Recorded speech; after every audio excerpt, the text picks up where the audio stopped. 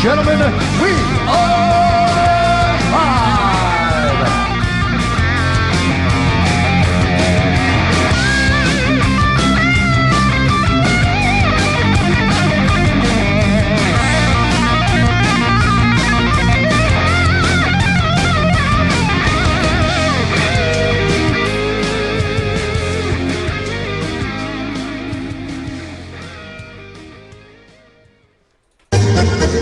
Happy days are here again. The skies above are clear again. All right, hello, Night Nation. This is Andrew Phegley, and we are live on Facebook, and we are live on Rabble.tv as well. So if you don't have Facebook, you can at least talk to us and hear us on Rabble.tv. So, Trace, here we are. We're at 1148 Studios. My voice is a little, raspy today because I was yelling at the referees a little bit. I wasn't yelling at the team. I was yelling at the referees. So. Yeah, that was not the best refereeing, but happy days are here again. UCF wins VICTORY. I texted you that at the end of the game. Yeah. VICTORY. 38-0. Over South Carolina State. How sweet it is. Yeah. It's been too long. It was sweet. There was a lot of fanfare and all that stuff. First of all, what did you think about what the whole thing out there yesterday? It was all kind of new. There was a lot of stuff. There was a new scoreboard. There was the food trucks. There was the concert. All that stuff. What do you think about it? I did my best to swing around to as many of those places as possible. Took in the Gin Blossoms, heard their hits. I think the weather held off. Rained through out the early afternoon, so no doubt rained on some people's tailgates, but cleared. And it was warm and sunny when the first frost descended upon Bright House Network Stadium. Scott Frost gets his first win in the record books, one of only a couple of shutouts going for college football in the first weekend. But I think overall the presentation with the changes that they made, all of them went on and barely with any hitches. Love the flyover. They can have a flyover every single game. Love the flyover. Love the scoreboard. It's great to be able to see the replays, and especially with how many of those replays were overturned. So we got to see the catch in the end zone that everybody knew was a touchdown. So I think they did a pretty good job for the first game. Yeah, I think it was awesome. I loved all that stuff. I think it was great. And then as far as the team, I think when I texted you in the first half, I said, boy, things are a little sluggish, not a lot fast off the top. And, a tale of two halves for Justin Holman, struggling in the first half, got things together better in the second half. But we anticipated this. We've been talking about this for several weeks. We didn't know what we would see. 91 plays is what we saw, the most in more than 20 years, the most ever for Division 1A level for UCF. And did it all go off crisp and clear? No. But what was that you just said? 91 plays. That part? The most what? The most plays that UCF has run in a game since, I believe it was 1992. Oh, okay. All right. Cool. Yeah. I mean, it was. And we're going to have some audio here in a little bit from Scott Frost. I'm trying to make a couple social media posts. There's a couple people that have tweeted me recently in just the last couple minutes that are saying that they're retweeting stuff and all that. So I appreciate that. Retweet to your friends that we are on live right now on Facebook and Rabble.tv. I would greatly appreciate that, and I'm just trying to do a couple little things. And here. in a little bit, we'll be taking calls, so we'll give fans an opportunity to weigh in. About that. We are going to take calls, definitely. I was planning, honestly, and here go the people going to turn us off. I was planning on having Kyle Israel on tonight, but he, unfortunately, could not make it. He was going to be here. He had an issue with his job, with his work. He owns the Little Greek. Had some issues with that, so it is what it is, and he is not here, unfortunately. Hopefully he will be able to join us next week. We shall see. But anyway, you can talk to us, and then, we'll do it like we normally do. We don't have to have anybody else here. We, it's what we do. We are here, so. So big change from 1 year ago when UCF lost at home to Furman in that opener. They pitched a shutout in this game. We got to see the new Scott Frost offense in its first incarnation. A lot of good things, right? I mean, you can talk about special teams. Excellent job by special teams throughout the game. Defense wins the turnover battle. They scored points off the turnovers. A little sluggish in the first half. I was concerned when those drives continued to end in field goals, but hats off to Matthew Wright. Not only field goals, by the way, but long field goals, right? I mean, and very accurate kicking by him. He had 4 first-half field goals, which ties a UCF single-game record. 46, 34, 45, 37. Those are long kicks for a college kid. Absolutely, and did a wonderful job. Everybody really did a great job. You know, it was a little slow to start, like you said, definitely. And I was worried at one point. I was really worried. You didn't express that to me. I thought you were more confident. I honestly, I stayed off of social media for the most part. I just tried to take in what I was seeing, take in the game experience, and just take it all in. And I didn't want to overreact. I just kind of, chilled. Like I said, I yelled at the refs quite a few times. I kept taking off my glasses and showing them, do you want to borrow these? Especially that line judge that was on the UCF sideline was horrible. He was the one that, kept missing all those calls. He was the one every freaking time that missed the calls. So, yeah, that was not making me happy at all. That was really, really not a good thing. But I thought it was good of Scott Frost to make some adjustments as the game went along. Remember, this is his first head coaching experience, and there's some angst about Justin Holman running this offense, but I think we went into the season not sure whether this was, as our guest last week, Jeff Sharon said, square peg, round hole, with the players, primarily the George O'Leary players, fitting into things. Slowed down a little bit. Justin Holman began to, get it better. That's not the design of this offense, though, to slow it down. Credit, though, 12 different guys caught passes, including Justin Holman. And did you see, the rushing yards were amazing, too, actually. So it's going to be a different thing next week, and we'll get into that a little bit more. But, it was definitely, it was something different. We definitely saw different things coming from UCF. I don't know about Justin Holman. I'm still not sold on Justin Holman. I haven't been since really that last ECU game was the last time I was completely sold on Justin Holman. In fairness to him, he's worked with different head coaches now. He's worked with different coordinators, different offensive schemes.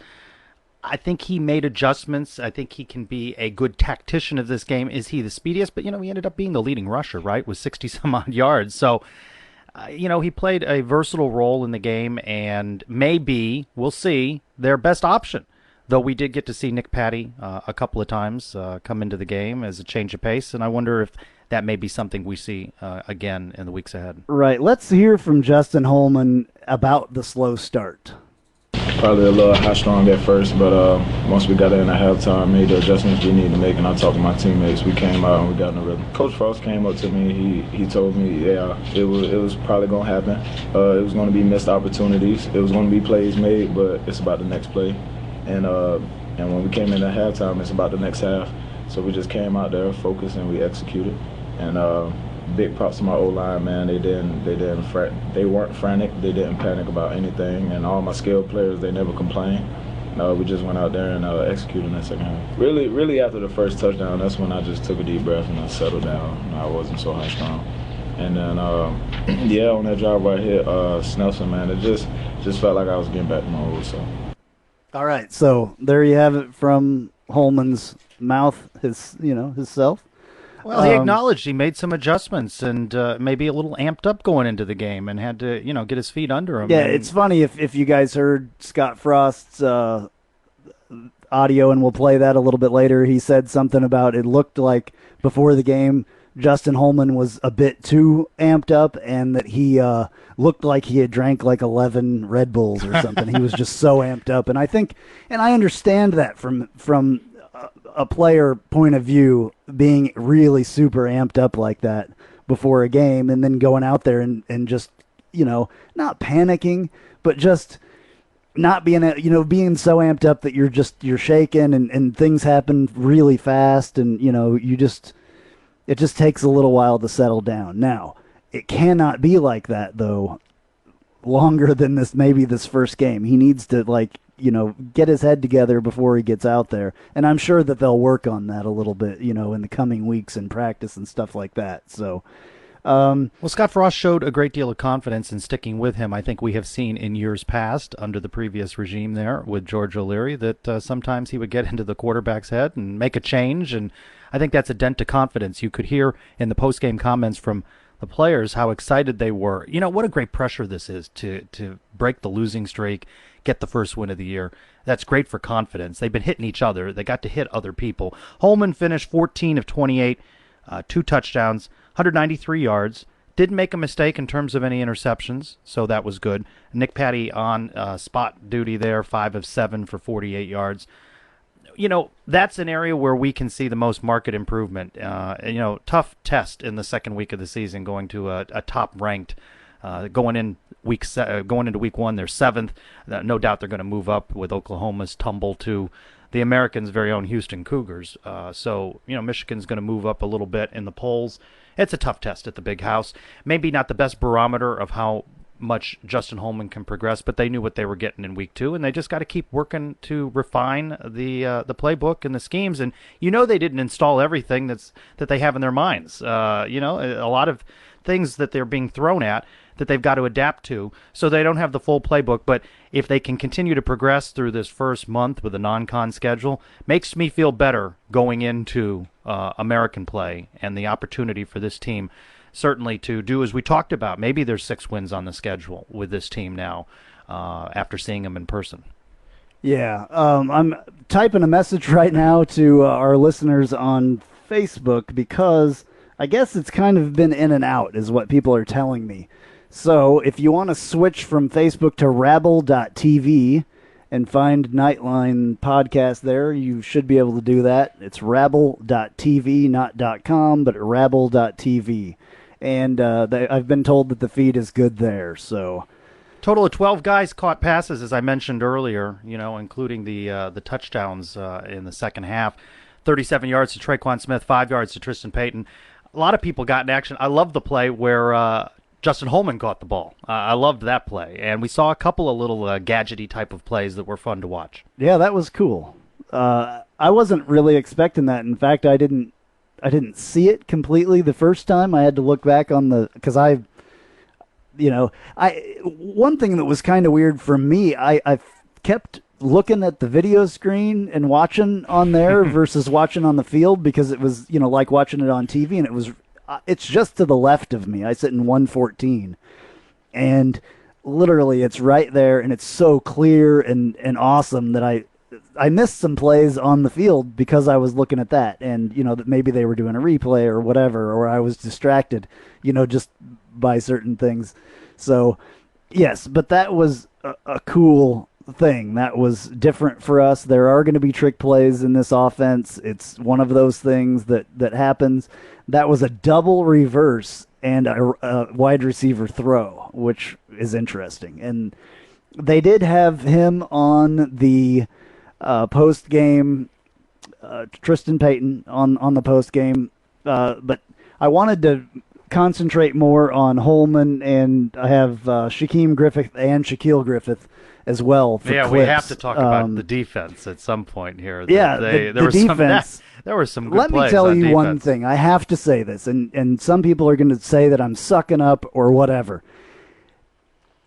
You have to look at what Shaquem Griffin is doing, and really think that is something special. I have not been able to find statistics or stories yet about whether another college linebacker, college cornerback, college player in general has started a game that has one hand, number one. That is amazing that he is able to go out there and do that with the disability or whatever you want to call it. He's certainly not making it. Yes, yeah. And he doesn't. Yeah. But it's amazing that he does that. Those kids, both of them, are amazing kids. They talk about how happy they were to play together. They cheered on each other at moments during the game. They were responsible for 2 of the turnovers. Yeah. It literally brings me to freaking tears. It's the weirdest thing. Well, we did interviews at Media Day. Just good people. You can just get a sense of them as being good people, good students, and have a love of the game of football, and you can see it in their play. Did you sense literally, that? I'm having to wipe my freaking eyes. You got a lot going on tonight. Yeah. Multiple monitors, the live aspect of the show, and you got all kinds of stuff going here. But I think it's going well. We're doing it anyway. Let's hear from Shaquem right now, and we'll play some of these later because this is going to be a long show. I'm planning on 2 hours, so we'll see what Facebook does. If it works, it works. If it doesn't, it doesn't. We've got our other mediums that we normally go on. Rabble.tv is absolutely awesome. Never had a problem there, and we can always go back to YouTube or whatever. We just wanted to do the Facebook thing because it was new. So let's hear from Shaquem Griffin on playing and starting his first game. It's so hard to explain the feeling. Like I told my brother, I was so emotional right before the game. I almost cried. It's been so many years. And the coach always told me stay patient. Like your time will come. And just for this time to come now and be by his side, it's a great feeling. Like I had no worries. Usually some guys that come out nervous and I don't want to mess up. When I came on that field today, I felt like I had my players was behind my back no matter what. Like I can make a mistake, but I know if anything come out from my mistake, they got me. So I had no pressure on me. It just felt good to be out there. So yeah, that's cool. I mean, he, has waited around a little bit longer to be able to start. A guy with one hand forcing fumbles and tackling and hitting people the way that he does, he uses his body a lot more than I think a lot of other players do. He'll tackle you with his entire body, not his hands. And that's impressive. I mean, absolutely impressive. Also, his brother, Shaquille, had a top 10 Sports Center. What a play. Interception. And I loved watching that replay on the big video. Yeah, it was great, a great catch. I have not been able to see the replay of the game yet. It's on the ESPN3 thing, so you can replay it at any time. It'll be up there for a while, I think. But I did see them talking about it on Sports Center and showing that play, the interception. Definitely against an FBS or FCS opponent, I think our defense looked good. Now, if that carries over to next week, we'll see. Michigan is known a little bit more for their for their defense than their offense, but their offense put up 66 points last week. Yeah, against Hawaii. So we'll have to see about that against Hawaii. Yeah, and I think that we're better than Hawaii personally. And Hawaii had a weird thing because they played that game in Australia early in the week, and then they had to come all the way back and go to Michigan from Australia within less than a week's time and play another game. They've got a tough road, but they take those long road trips for the paydays in order to continue to fund football in Honolulu. The defense, Scott Frost and coaches said during camp that it was ahead of the offense, and I think we could see that for a good bit of the game, that was the case. Some concerns, though, not to rain on the happy days are here again with the win, but just one sack, not enough of a pass rush in this game. And again, as you mentioned, they're playing a South Carolina State, the caliber of a Michigan, and certainly then next home game against a Maryland, they're going to face much stronger linemen in those two Big Ten teams. I can tell you that quarterback did a pretty good job back there for South Carolina State as well. Maybe wiggling out of trouble. Didn't have the completion percent, but he was 16 of 38 for one and had one interception, I believe. Holman was 20 of 36 and 0 interceptions. The combined quarterbacks were 20 of 36. Is that what it was? Yeah, okay. I'm sorry. Yeah. Holman was 14 to 28. 14 to 28. I was looking at the combined thing. Yes, you're right. So I felt pretty good. How much can you knock a defense that pitches a shutout in its home opener? So overall, I felt good about the defense. There's some strong points certainly. You feel there are some areas that need to continue to progress, and pass rush certainly seemed like one of those to me. Yeah, absolutely. I'm trying to count here. 1, 2, 3, 4, 5, 6, 7, 8 people rushed the ball for us. And then I the don't know if 12 you that said caught. that earlier. No, I didn't mention the 8 that ran. The 12 that caught, though. 55 runs for 228 yards for the Knights. The bulk of that, I guess the yards being Justin Holman with 63, but then Jawan Hamilton, a true freshman. Boys, he's fast. We He's keep fast. saying it, don't we? He's fast. They're both, him and Killens is fast. Killens didn't get, quite the carries. Hamilton had 14 carries. And this is no slouch on Taj McGowan being fast as well. But those guys. Yeah, and Taj McGowan did really well for the 11 runs that he got. He had 50 yards of that 228, So do you get the sense, first game, giving opportunities, shuffling a lot of players in and out, but you get the feeling as we look at these statistical breakdowns in the weeks ahead that we're going to continue to see a number of players in each of the running and receiving categories, don't you? That they're going to try and distribute the ball absolutely far and wide. Yeah, absolutely. There's definitely going to be a lot of shuffling in and out of people and the ball getting in a lot of people's hands because, that's a fast offense. It wasn't as fast as it's going to be last night for sure, but it definitely was faster than we're used to seeing and the number of plays and everything else and spreading the ball around. I mean, all that's going to just get better and better as we go. This was the very first week. It was like, these games against FCS opponents are almost dress rehearsals, but then again, we went out there and got to win, and that's what's important. That is the most important thing. Let's hear what Scott Frost had to say about all this. I thought we played well. We can play a lot better, particularly first half offensively. We missed a lot of opportunities, but played better in the second half. At times we looked really good. At other times we shot ourselves in the foot. We got to keep getting better, but that is a huge first start and kind of a monkey off everybody's back to get that win. So I'm really excited for the players. I don't think Justin gets nervous. I think he was almost too amped up. I saw him before the game. It looked like he drank 11 Red Bulls. But he settled in nicely. So listen, I knew coming in if we just executed and did our job, we had a good game plan, we had good players. And sometimes we did. We just need to keep improving so we can execute more often. I told them they got this win because they put in the work, and that's the truth. If they would have got a new coach and they wouldn't have done what he said and wouldn't have been willing to sacrifice like they did, this might not have happened. And then I also told them I'm excited to see how good they can get if they keep working. I want them to understand what got them here to the point that they can win a football game and understand that they have to keep doing that if they want to win more. The defense played great. I know there were some mistakes, but my hat's off to Coach Shenander, Coach Dawson, Coach DeWitt, Coach Fish, everybody on defense. The kids flew around. They looked like they were having fun out there. They were running to the ball, making things happen, got some great corner plays, some pass rush, some good open field tackles. That all happens when you're putting in a ton of effort and really flying around to the ball. And that's a good sign, and I congratulate the defense. It's hard to get a shutout in college football, and that was a neat deal. Shaquille played great. Shaquem played great. I think those two are kind of indicative of where we are on defense. We got a bunch of guys that are willing to sacrifice for the defense, and they're just busting their tails to get to the ball and make plays. They're fun to watch. I thought the fans were great. We keep winning games. I expect there to be more of them. All right, so there you have it. Everything from the offense to the defense to the fans.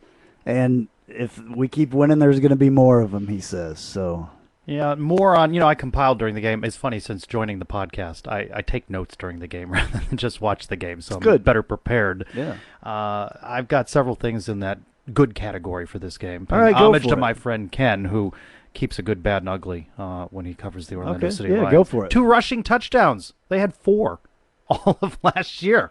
That's positive, isn't it? Right off the top. Absolutely. Let me ask you, what's your opinion of the offensive line play? A heck of a lot better than last year. You feel good about what you saw? No, but it's a heck of a lot better than last year. It's got a lot of room for improvement, but there weren't the absolute missed stuff that there was last year. There were holes for the running backs. You wouldn't have got 228 yards of rushing if there wasn't some hole.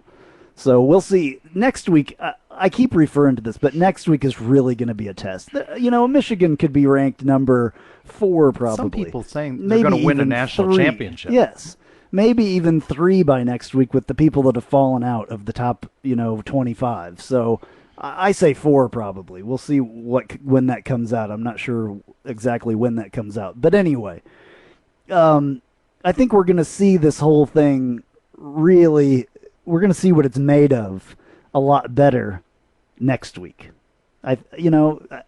We've got the game out from under us, the win out from under us. It's time to just move on and go, as far as the players are concerned, mindset-wise. Talking about the change in era and what we were seeing, how about fourth down attempts and not a reliance on punting? Yeah. And the field position game. And UCF, 3 of 4 on their fourth down tries. Yeah. There was some... And the fans loved that. Right. Did you sense the fan? Did you hear Absolutely. the fans? They liked that. I was one of them. Yeah, they liked that. Yeah. People wanted to see him go for fourth down. So that was a change in style, and Wow. that we're going to see that more often. So, Strength of Spear here on Rabble just said, apparently we open as a 34.5 underdog to Michigan. That's a lot. It is a It's lot. better than being 65, I guess. Well, I guess. If you're going to be optimistic. But that's a lot. Well, they yeah. look at their home record, Michigan. They look at their dismantling of Hawaii, and they look at us opening against an FCS team, and will be dismissed for that win as an FCS win, and that we haven't proven anything on the road yet. I don't care who we got it against, we got it, period. We got to win that whole thing. So what about negative things? I had our formations on the 2-point conversion attempts were not good. They didn't go anywhere. Yeah, and I like that they went for them, but there was nothing there. Scott Frost was asked about that in the press conference, and he honestly didn't want to talk about it. He kind of said, I'm not going to really tell you what we're trying to do. I did that for reasons, and I'm not going to say why. So I think they were testing some things, to be honest with you. They were just seeing, this, honestly, the first game for a lot of teams, especially like us, is a preseason game. And that's why we play a game against an FCS opponent, and, I wouldn't have cared who it was. It could have been a high school team, Get the win. Just get a win. So, yes, there were some things that you probably won't see in other games like that, but he said if it's there, they're going to take it. I like going for them. Yeah. They weren't really that good when they were went for them. They were different, and he said that it matters on what the defense, puts on the field to show them, and if they think they have a chance and all that stuff. So I'm sure that there's something that in Coach Frost's mind that is going out there. So I mentioned 1 sack for 5 yards. That's an area that needs improvement. UCF just 6 of 17 on third down conversion on offense, and that's not going to cut it the rest of the season. Certainly, again, improvement over last year. Everything was an improvement. It over really last year. seemed like every time that South Carolina State had a third down, they pretty much were getting it. I don't have the. Well, I meant UCF on offense. 6 right. of 7. Yeah. I understand that too. Yes.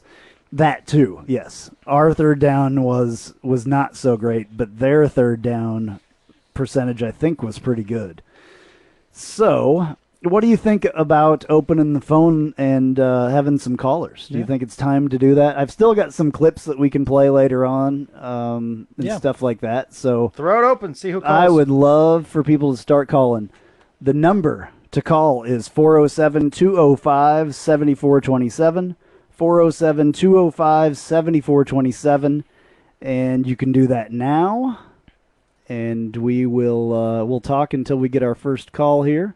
Reminding folks that we're going to attempt a new thing. I'll give you credit. You're always coming up with new ideas, going live after the Michigan game next week. Yeah, right after the game. I'm not sure. I think I put on the Facebook thing and the Rabble.tv thing that it would be at 3:15, so somewhere after that. Just depends when the game. Right when the game ends is when I will start doing stuff. That is going to be on Rabble.tv. It is not going to be on YouTube or Facebook. Just Rabble.tv exclusively. That for the reason, I guess all these platforms have mobile apps, but the Rabble.tv mobile app is really good.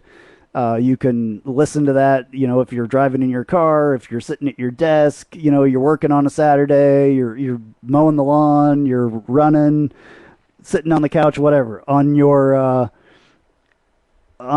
Apple phone or your Android device. It's in the Google Play Store. and it is in the iTunes store. Rabble.tv app is a cool thing. In fact, you can, if you're on the website, Rabble.tv, right up at the top in the left-hand corner, I believe, is the Apple and the Android icon, and there's a phone call. All right, here we go. Call from. Yeah. To accept, press 1. To send a voicemail, press 2. All right, well, we're accepting it. I couldn't hear who you were, but you're on with us on Knightline Live. How's it going? Hey, Andrew, it's Chris Carter. How's it going, Chris? From Canada, right? Yeah, that's right. All right. Holding up the north end of the UCF nation. Right on. That's good. What's going on? Nothing. Just really enjoyed watching the game. I was glad to see that we finally generate some offense. The defensive looked great. Shaquille Griffin looked like he was in mid-season form. He just looked fantastic, and his brother played great too. A little concerned about Holman. Still doesn't look like he's been able to throw the ball with any kind of touch. They said he was nervous or amped up for the game, but he's a senior now, so hopefully we won't see any of that going forward. But just really enjoyed the game. Obviously good to get a win under a belt. Do you feel better about Holman's performance in the second half, that may be an indication of what he can do in this new offense? Not really, only because I've seen Holman for the last 3-4 years, and he seems to always be inconsistent. So that little stretch where he went 7 for 9 or whatever it was, while encouraging, it doesn't give me any lasting effort because I've just seen him be so inconsistent over time, and that's, it shouldn't be that way. I'll give him some slack because it's a new system, and, they're just coming off a winless year, and they probably were a little nervous. So, and Michigan isn't going to be really a fun place to try to see if he gets improving on that. But just hopefully after that, they'll grasp the offense real quick. And I just don't see him. You see Patty come in and make like the simplest of throws, and Holman doesn't seem to be able to do that, like the swing passes to the running backs or screen passes. It just doesn't seem to be able to do that. And as a senior, nerves or not, you should be able to dump the ball off. Well, we have having a guy have to be for it. Right. We've definitely seen that from him. The line drives that he throws are absolutely awesome. A lot of touch, though, has been a kind of a problem with him, having touch on his passes. But then again, when I say that, if you think back to that Hail Mary that he threw at the ECU game, that had a lot of touch on it. It had to have touch on it for Perryman to be able to catch that ball. It had to be put in exactly the right spot. But that was probably the last really, really, really good pass that I've seen him throw, and it was a Hail Mary. So you're right. No offense to the greatest play in UCF history, which Justin undoubtedly had a good part in. But I think he just threw it as far as he could throw it, and I would give Perryman more of the credit on that play than Holman. Well, yeah, you could do that, but it had to be put in the right spot. So I give him credit for being able to throw it as far as he could and to put it in the right spot. So maybe that's just where it went and all that. But I think it was a heck of a throw, and I'd like to see, maybe later on we can get a little bit receivers downfield a little bit more and throw some of those passes. This offense isn't all about those long, it's not the air raid offense. It's it's a spread. There's a lot of screen passes and stuff like that, and he's going to have to figure it out, or we're going to be in big trouble, or he's going to be in big trouble. So, all right. I was kind of surprised that they didn't rely on number 4. He's number 4 now, our rookie of the year.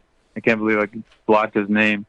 Yeah, Smith, I believe. Surprised they didn't throw it to him more than Traquan, yes, in the first half, because, that's kind of like the safety net for Holman, at least was last year.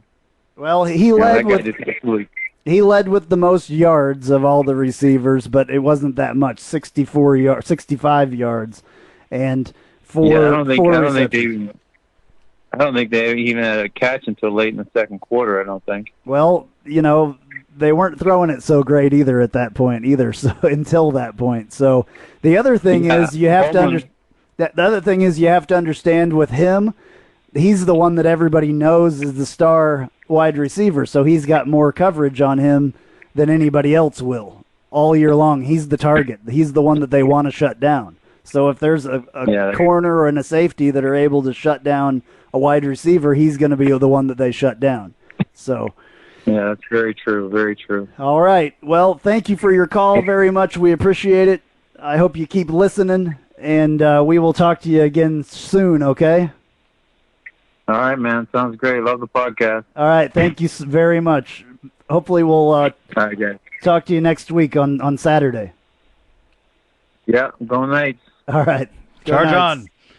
Looking a little bit more at the statistics in that Michigan 63-3 win over Hawaii, they had a total of 59 plays for 512 yards. Of those 59, 39 were rushes for 306 yards.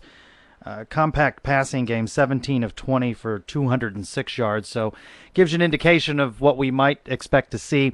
The CBSSports.com write-up on it talks about the next opponent for Michigan, and they write, the Wolverines host Central Florida, who may not be as good as Hawaii, and they have a chance to score 60-plus points in consecutive games for the first time since 1971. So we're not being thought of too highly at CBSSports.com. All right, here's our next phone call. Who is it going to be? It's like a mystery roulette when you pull it. From. Hello, this is Jessica. To accept, press 1. To send a voicemail, press 2. All right, this is going to be Jessica. To accept. Hello, you're on Knightline Live. Hey, this is one of your first listeners from Maryland, right near the D.C. borderline, and this is Jessica Sheldon. I want to let you know I love listening to your show every week. It's very insightful for UCF news that is very hard to find on the internet, and I love hearing both of your opinions. Awesome. Thank you so much. Yeah, you're great. You like everything on Facebook. She likes everything. Jessica, thank you for listening. You're great. Absolutely. Thank you very much. So what did you think? What was your opinion of... Well, it wasn't on TV last night, so I had to listen to the game, and unfortunately it was going in and out, which doesn't really happen very much up here. But I was very, like Chris Carter said, I'm very skeptical about Holman, but I'm willing to give him a chance because I know over the years being a quarterback under Coach O'Leary was never very easy. So I'm figuring, like, he got it moving by the second half, and I feel okay with him right now, and I'm just hoping. I'm not expecting a miracle next week in Michigan because Michigan is an all-out team that's very awesome at what they do. But I'm hoping that, when we go play Maryland at home, that he's able to pull out something and get better with every play he plays. And I'm hoping we can actually beat Maryland. That'd give you some bragging rights up there, wouldn't it? Yeah, but, it's really funny because up here, people don't really follow much Maryland football. They follow more of their basketball. Right. Yeah, the basketball's big there at Maryland for sure. Yeah, I think that's going to be a good game for us. We could go up here to Michigan and get blown out, but I think we'll be much more competitive in that Maryland game, so I think that's going to be an exciting game. I don't know if you'll agree with me on this, but I see Michigan as one of those games that is going to be very hard to win. Probably impossible. I don't know if you just start practicing, you use that as a time to get your players ready for the Maryland game and get them better used to the system and just do whatever you can, play whoever you want to see how well they play and stuff like that. Well, that's why they're paying us to come up there and play them. They don't pay teams to come and play them that they think that are going to beat them. That's why, it works that way. And that's why, Power 5 teams want, group of 5 teams to come and play them sometimes because, they think that it's going to be an easy win. Obviously, in some of the games that you saw this week, it's not like that all the time. There were some FBS teams or FCS teams. I get this all these letters. 1A and 1AA. Yeah, 1A and 1AA, whatever. But Well, yeah. Hawaii is also a terrible team because I watched their game against California, and California is not that good either. And they beat them 61-31. I was like, well, that's not. I don't think we're going to go up there and get our butts whooped like that. But I think it's going to be at least maybe 3 or 4 touchdowns ahead of us. But again, you never know. You never know. And let's not forget that a number of years ago, Appalachian State went up to the Big House and beat Michigan. So it is possible. Oh, yes, it is possible. Anything's possible. And another thing is Michigan doesn't have very much tape on our new system. That's true. I don't know how much Oregon tape they have, but, I mean, I'm sure that they could watch a little bit of that and see. But somebody on the message board there on Rabble.tv was giving you a link. It was Chris, actually, and another person telling you where you can find the UCF games online to watch those. They say every game is on the online things, and there's some links that they were sending you right there just in case you can watch them on there. So thank you very much for your support, Jessica. We really appreciate it. Go ahead. Yeah, just one quick question. What do you think our record will be for this year that is considered reasonable, nothing crazy? Do you think a 6-6 record is accomplishable? Because I think it is. I'm not expecting much more than that, but I'm really hoping for a bowl game this year. I don't know about that, to be honest with you. I don't know about a bowl game. I think 5 wins, and I will be very happy. Personally, that's my personal opinion. Trace, what do you think on that? I think after what I saw in the first game, and again, it's the South Carolina State. No disrespect to them, but we're going to face Houston and Michigan ahead on this schedule. 6 wins would be a tremendous season, and you've got that bowl game right here in Orlando, the Cure Bowl, with ties to the American, and I'm sure they'd love to invite UCF at 6-6. So they get to 6 wins from 0. It's going to have been a great year. 4-5, probably a little more realistic. Certainly will. All right. Well, thank you. Thank you so much. You guys have a great evening, and I'll continue to listen. Thank you very much for your call. We really appreciate you listening all the time. Thank you very much. Go Knights. All the time. Good. You have a nice evening. Thanks. Bye. Thank you. Well, Jessica's going to have an opportunity to see UCF in the years ahead as they are slated to return that game at Maryland, I believe, next season. And with Navy in the conference, eventually the Western pairings will allow Navy to come down to Orlando and us to go up to Navy. So she's in that area. She's going to have an opportunity. And, with the schedule, Temple's not that far away in Philadelphia. And, so some games that may come her way that she may be able to get Absolutely. One thing I have to say, people, I really appreciate every one of you that is tuned into this right now and that comments on our things, that retweets us, that even, any of this stuff. I really appreciate it. Let's see who this is. We have another call coming in. Call from Stephen Gerlach. To accept, press 1. To send a voicemail, press 2. All right, I think it's Stephen. Stephen, you're on Knightline Live. How are you? I'm doing well. How are you gentlemen doing? Very good. What's on your mind? I'm calling from Monterey, California, but I met you guys a while back at the USF game. I'm the Army guy that was from North Carolina. Oh, yeah. Okay, yeah, right on. You were sitting, you sat behind us or came up with Trace, I believe, or something. How you doing out in California? Yeah. Say it again. I'm sorry. I said, how you doing out in California? You were moving when I saw you. Yeah, yep. We're doing well out here. Enjoying it. The weather sucks. The summer sucks, but it's super cloudy and it's cold right now. But that's California weather in Monterey, I suppose. Did you get to watch the game? I wanted to. I did. I had the luxury of watching on ESPN3. There's no way I wasn't. And for your previous caller, we had to watch my wife's game because she's from Washington State University. So we watched her game on firstrowsports.eu or something along that line. So anytime it's not televised, you can certainly watch the game on that for anybody who's trying to figure out where to watch the game at. But I wanted to congratulate you on the first win for your home team as well. Absolutely, yeah. It was. Yeah. Are you talking about Kansas? Yes. Yes. Kansas, yeah. Yes. Well. Wow, a Kansas reference. Awesome. No, that's good. It took me a second to think of what you were saying. I was like, okay, yeah, yes. My Kansas Jayhawks won as well. They actually had a 15-game losing streak, so they had a couple more than we did. There was some talk about a couple of fans, I guess students, rushed the field, and it was made a big deal. I don't know if you saw Did I see the goalpost come down? No. Or was that from an old picture or something? That picture that was on UCFsports.com that Brandon actually put up was a UCF game. That was a UCF game at the Citrus Bowl. When they beat Marshall to break the then long losing streak. 17 years and games years ago. Whatever it was. But at Kansas, that is a tradition to rush the field. It's a tradition. It's something that's happened. After every win? Or not what? after every win, well, but after... what happens when they come every 15 games? Do they get after big wins, especially after 15 games. But after big wins, yeah.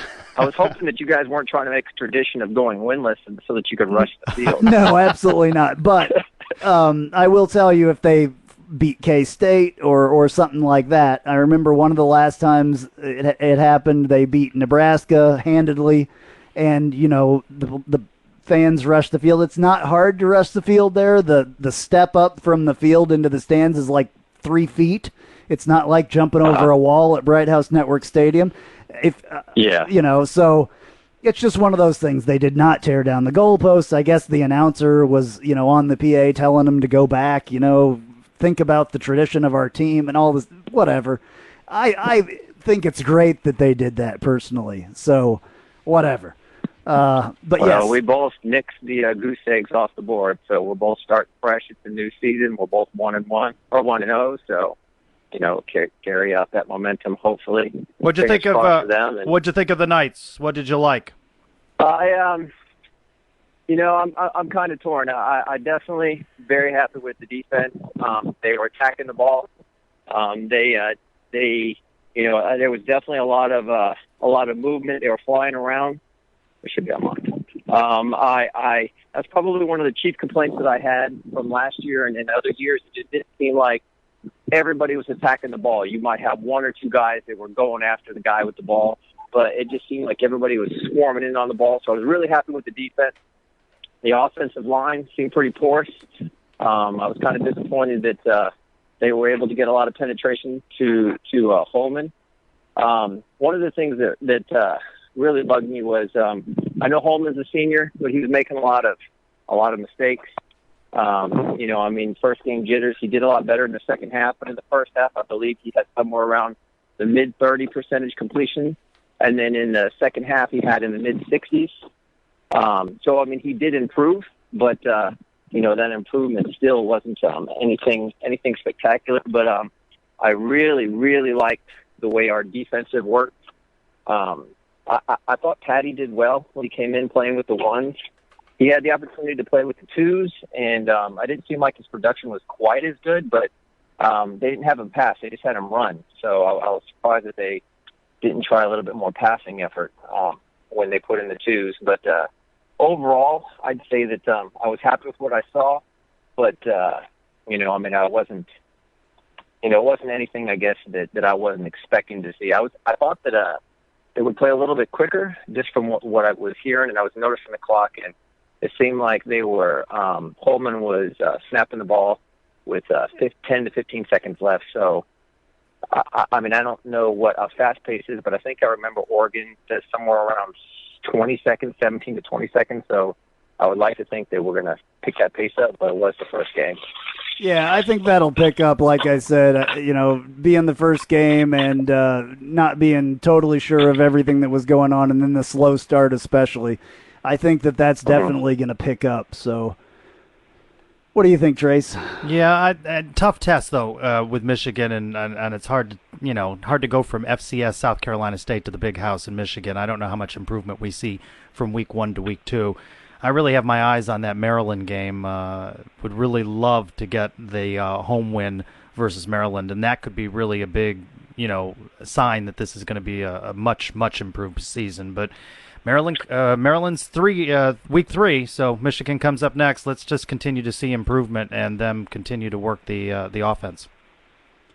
Well, we have the luxury of I don't know how much FIU has changed, but I believe that they're playing FIU next weekend, so we at least we know how we perform against FIU. I know last year was an anomaly, but FIU comes up week 4. Have, Week 4 for UCF is the FIU game. Roger, but I believe FIU is playing playing the Terps next weekend. Gotcha. Yeah, so that we can at least.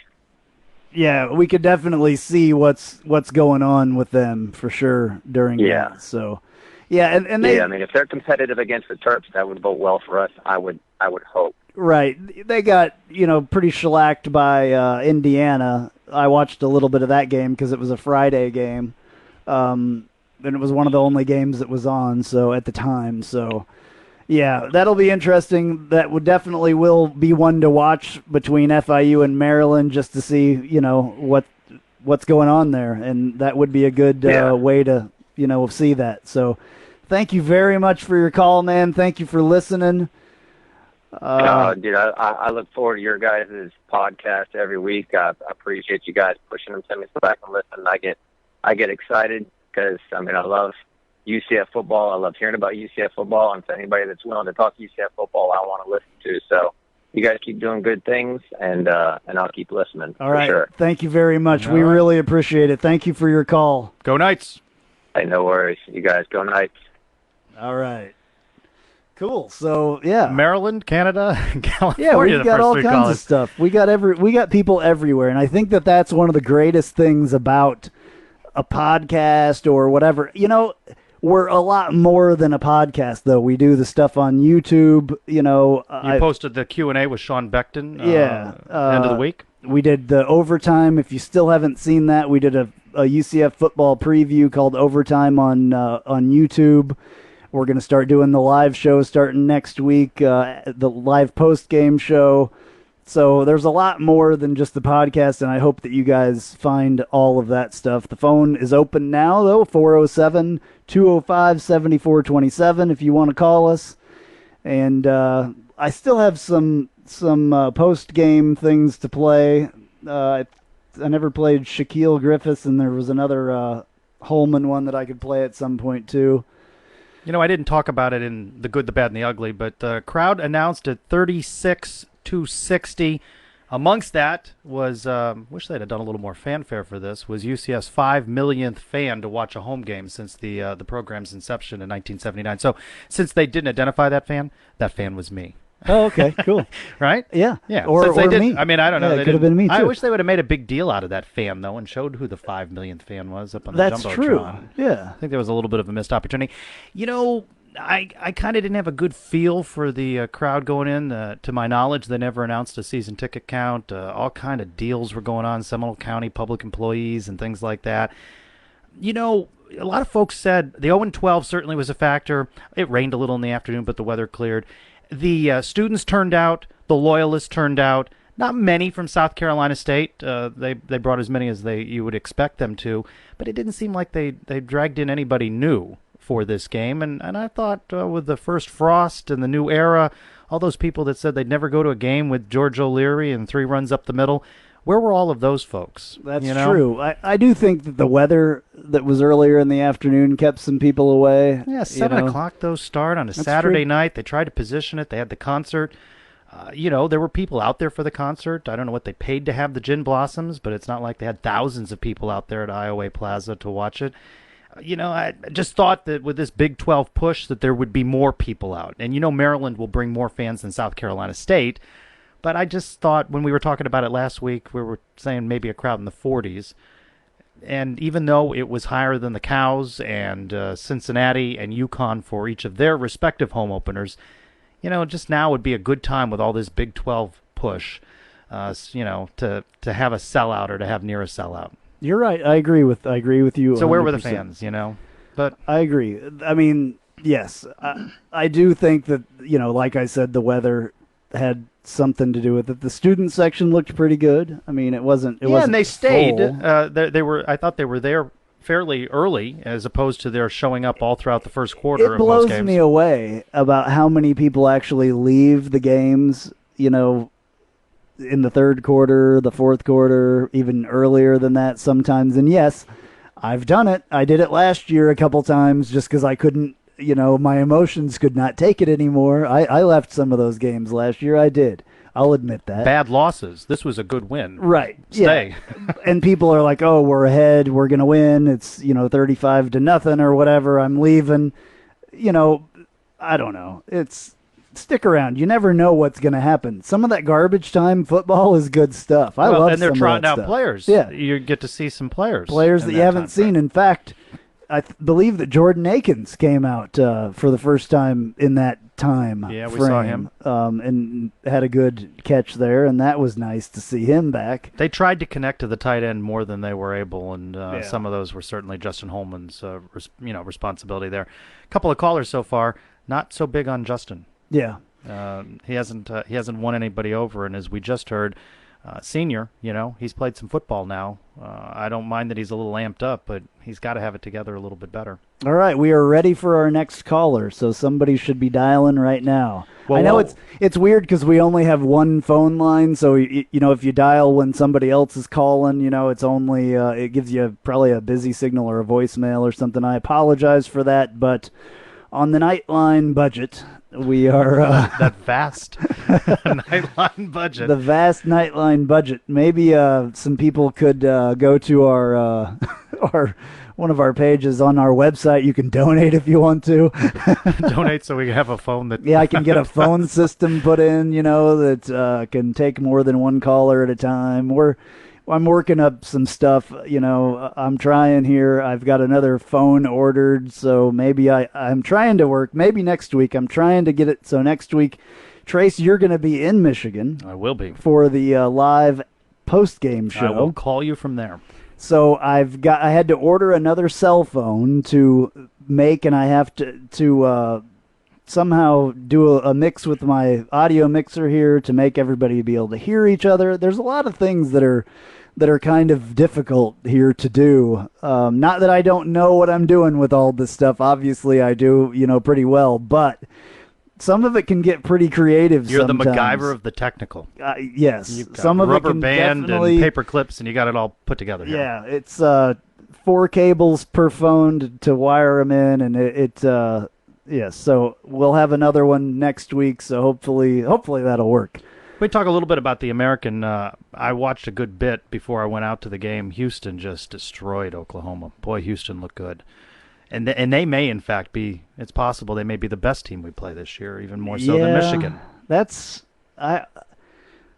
I'm kind of indifferent with that. And we were talking about it last week on the podcast with Jeff.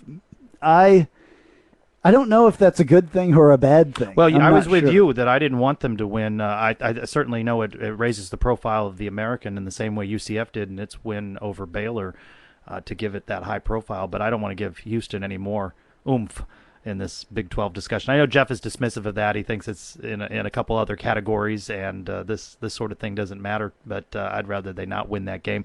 Overall, the American 10-2 in their games. East Carolina knocked off Western Carolina. Memphis knocked off Southeast Missouri, as you'd expect. SMU won at North Texas. Tulsa beat San Jose State. Navy over Fordham. Cincinnati beat UT Martin. UConn beat Maine. Cows knocked off Towson. The league's only losses, you hate to see these losses. Tulane lost at Wake Forest. The one that surprised me was Temple lost its home opener to Army. I didn't expect that. I thought that they would take care of Army. Next opponents coming up for UCF. Maryland beat Howard 52-13, and as you mentioned earlier, Indiana beat FIU 34-13. So those are our future opponents. Next week, going into the American, Cincinnati heads to Purdue. That's a pretty interesting game. That's one. Now that's an example of one where I'd rather Cincinnati win that game. Because I don't know, Houston bothers me in this whole Big 12 thing. We haven't gotten to that yet. I think Cincinnati just feels like so much more a lock because of that whole travel partner thing with West Virginia.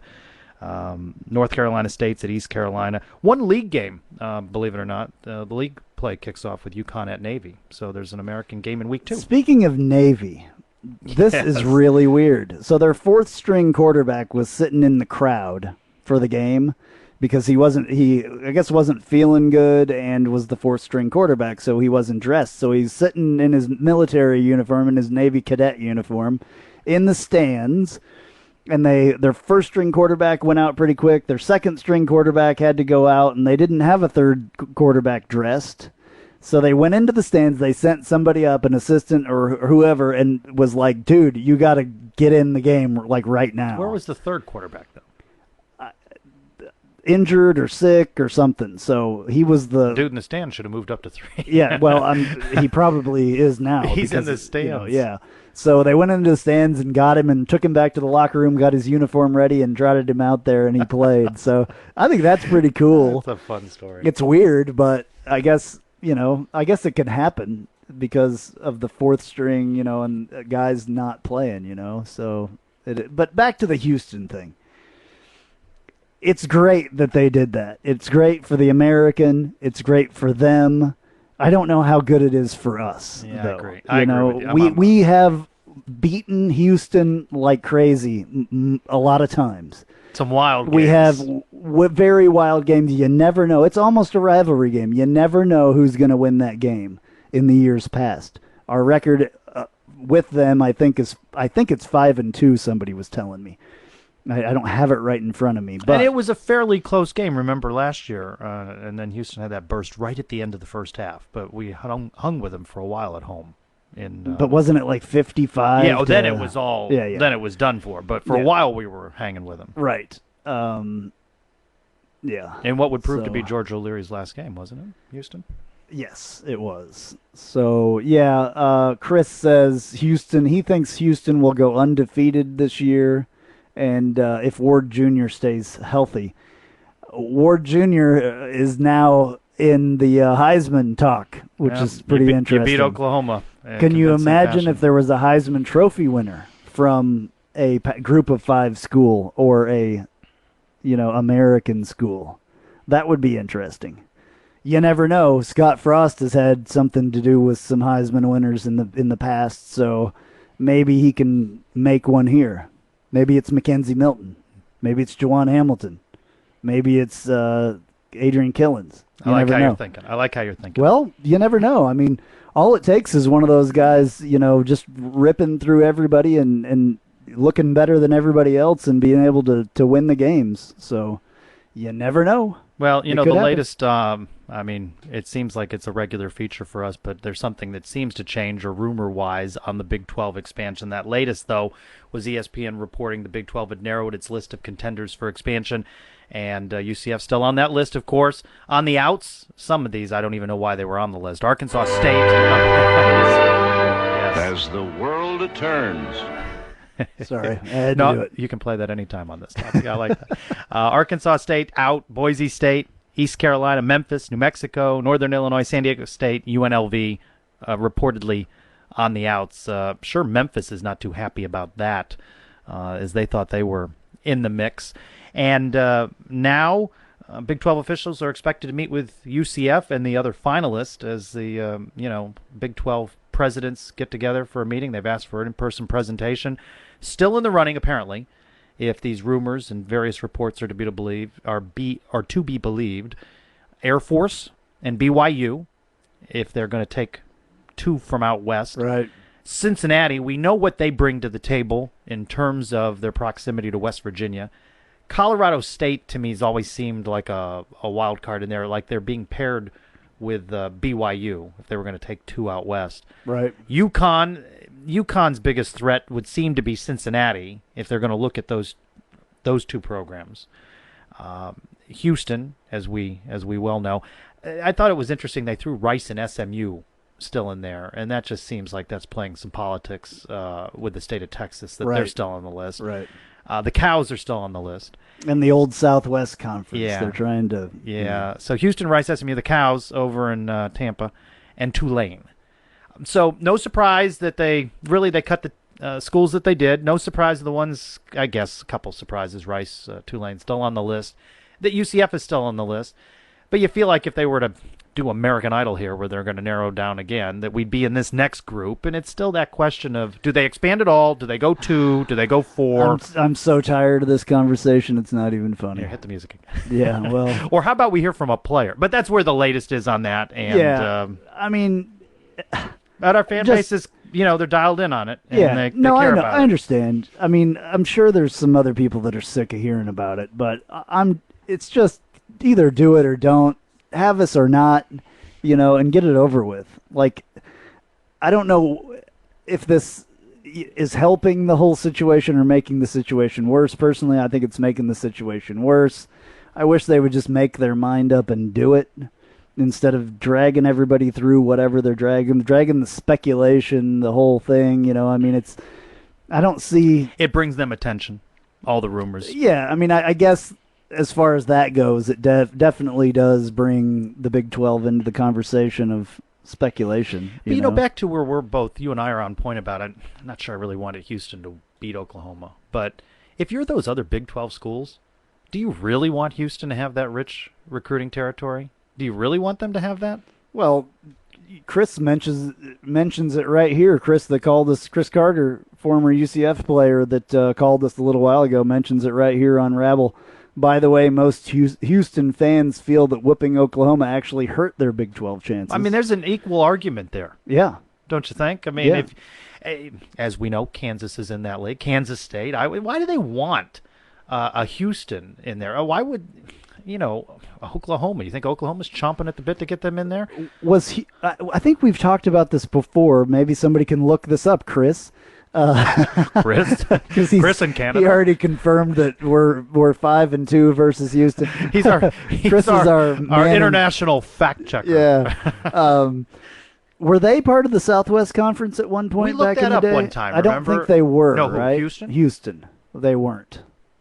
I can't remember. In the old SWS. I can't remember. But anyway, yeah, they got left out though when they went to the big.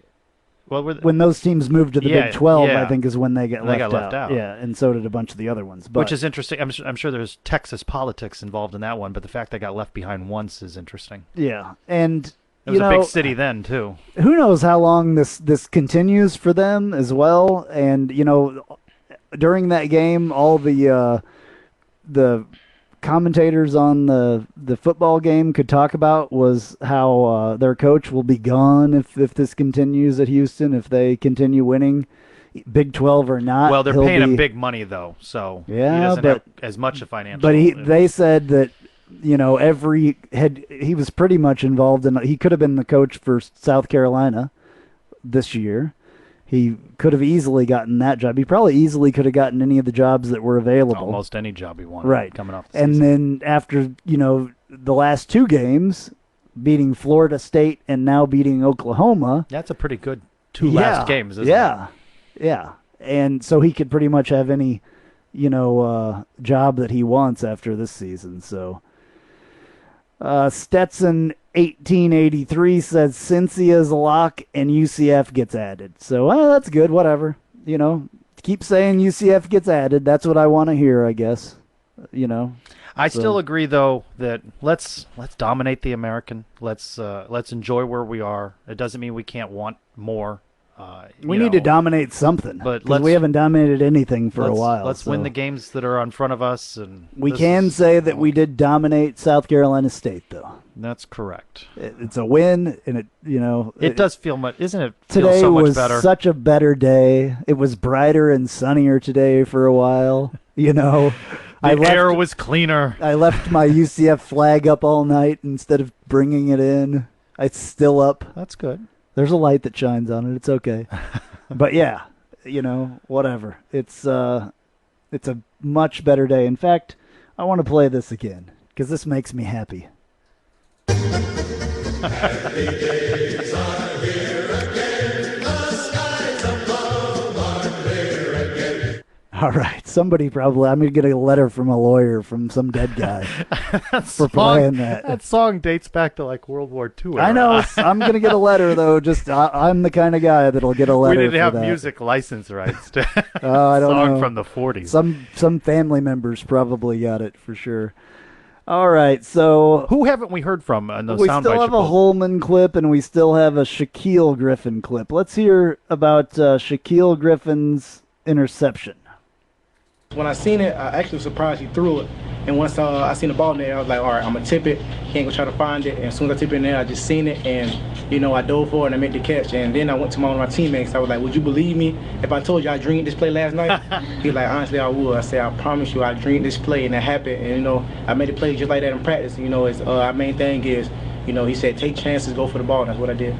So he dreamed it. I love that. He dreamed that, and then Brandon asked him after that, actually, tell us more about that. And I left that part of the clip out, but yeah, he said he had a dream about it, and and then Brandon asked him, I think, was it a top 10, on Sports Center, when you had that. Was that his dream? Yeah, but that's a great soundbite. He did say that it was a great catch, and it's right. He stayed concentrated. Yeah, he just literally tapped it out and caught it and laid out, and it was beautiful. I loved that play. How about let's hear this Holman when it's short too. We'll hear the Holman one on his touchdown run. Oh man, it was like slow motion. Just looking up at the student section and seeing them going wild, it kind of slowed everything down for me, and it was like I let everything out, and I was like, we here, we home. So after that, man, I was dialed in, ready to go. I calmed down, and we started executing. Okay, so there you go from Holman. He, I'm sure it was relief to get in the end zone because I kept saying, are we going to score anything but field goals? Or we can't just win on field goals. Are we going to score, touchdowns? And, I mean, the sea opened for him to run right in there. He was completely untouched going in there. So, the seas parted for him to be able to do that, and that was beautiful. I hope that happens, more and more as we go along, because that's how it's supposed to work. If you've seen this Oregon offense, that play is a pretty big one, and it sometimes does that for running backs, especially the C's part, and nobody touches them going into the end zone, and that's how it should be, in my opinion. Credit on one thing we haven't talked about. UCF with a total of 5 penalties. It was the penalties on South Carolina State that killed them. They had back-to-back roughing the quarterback penalties that were really bad for them. But I thought UCF, for a first game, installation of new offense, I thought they played pretty disciplined. Don't you think that they played pretty I pretty think clean we only game? had like 4 penalties or 5 penalties or something like that. 5 penalties for 40 yards. Yeah, I memean, that's not bad. And what about tackling overall in the game? I didn't see any blaring ones that were horribly missed. I mean, that area. That's gotten It's always been better a hallmark because, of the O'Leary era, right, was the low penalties, but the tackling was certainly, there were games last year where nobody was tackling anybody. So right. That felt better as well. Absolutely, yeah. So, well, the phone is open, as I've said a couple times now. 205. 407-205-7427, 407-205-7427. Do I need to repeat it again? Going once, going twice. Anyway, no. But if we ever get a camera set up in here to watch, you've got 1, 2, 3, 4 monitors. You're pushing buttons. You're responding to people in different chat areas. I'm a multitasker. So you are multitasking. It's what I do. I like to multitask. It's fun. I get kind of bored and having all this stuff around me. It's unfortunate because we normally sit here and do the podcast and we're watching stuff. I have sports on these other monitors when I don't have all this stuff going on. Remember when we were watching the what was it, the diving and the wrestling at the same time during the weightlifting, yeah, during the Olympics? Yeah, that was fun. I really would like to be watching the race because I believe that Southern 500 is on right now, and that would be really, really nice. But anyway, we're yeah. Did you do a walk around the stadium at all inside? I did not. Did you notice well, you didn't. Okay, so they did you notice the new bathroom signs? I never noticed those, but I noticed all the signs for the UCF football players in the Athletics Hall of Fame. Okay. I took a picture of the Sean Beckton ones. Okay. Was that in the back part where by the media room and all that stuff, by the tunnel where they come out? I mean, a good bit because they were on. There's numerous inductees. One of the big things that people have mentioned to me is the new Pegasus horse and the new knight that's on that thing, and the whole entry of the players. We had the most plain, vanilla entrance of our players ever, and now we have flags. The Pegasus comes up and runs out before them, and Nitro runs out with them, and there's fog, and there's fireworks. Yeah, there was fog, or those, yeah. It's awesome. Fireworks. I like stuff like that. I liked the fireworks. Now, for a while did you notice what the fireworks are when they go up? I didn't notice it until I saw someone else post it on the message board. It's a sword. Yeah, it didn't. Or a middle finger. Or that. Which one? I didn't really see that. I was just happy to see them, but I didn't really pay attention to what they were. All right. Somebody asks, how many times did we run versus pass? That Let me is find in the that statistics. information for us. We had 55 running attempts and 36 passing attempts. Well, we've been talking about how this is going to be a more run-heavy offense than people will expect. Yeah, 55 running attempts, 20 passing attempts. So there you go. That is, yeah, it's definitely a run. He wants to be 50-50, but I think they were giving us a little bit more with the run versus, yeah. And Chris, see, our guy in Canada answered that for him on the Rabble.tv chat. You know, he answered that before I could even get to it. Thank you, Chris. Well, in my walk around, and I don't know if you've seen this posted on the message board, but on a lonely table in the middle of nowhere was this poster advertising a new premium club coming next season, Field Cabana seats. Basically look like a tailgate tent with some chairs, but they have their artist rendering of these 10 of these in front of the student section behind the goalposts. Not a lot of room there. I don't like So it. I don't know. It's just an artist rendering at this point. And I don't know. I mean, if you're going to eat and drink and not watch the game, then I'm sure that's fine. But if you're going to watch the game, that end zone at field level, I don't that's a like hard, it, yeah. and I can't wait until a player lands in your lap. If you have Maybe one that's of those part of the seats. sale. Maybe, I guess. A player could land in your lap. It seems Yeah. dangerous at the outset to me, but I'm sure they'll At have Kansas, worked through it. we have seats like that. Not when On the I field? was there, but yes, we have. Our stadium at Kansas is a U shape. So it's an open end zone with a huge hill that people sit on. And then they built some bleachers to put in that under the scoreboard. And then they built these little cabana things that you can sit in down there. And I wouldn't. How much are those going to be, I wonder? Whatever I mean, they can didn't get for say, yeah, but I mean, I don't know. I mean, just I don't know what they. Well, they're can- looking to squeeze revenue wherever they can on those premium sections.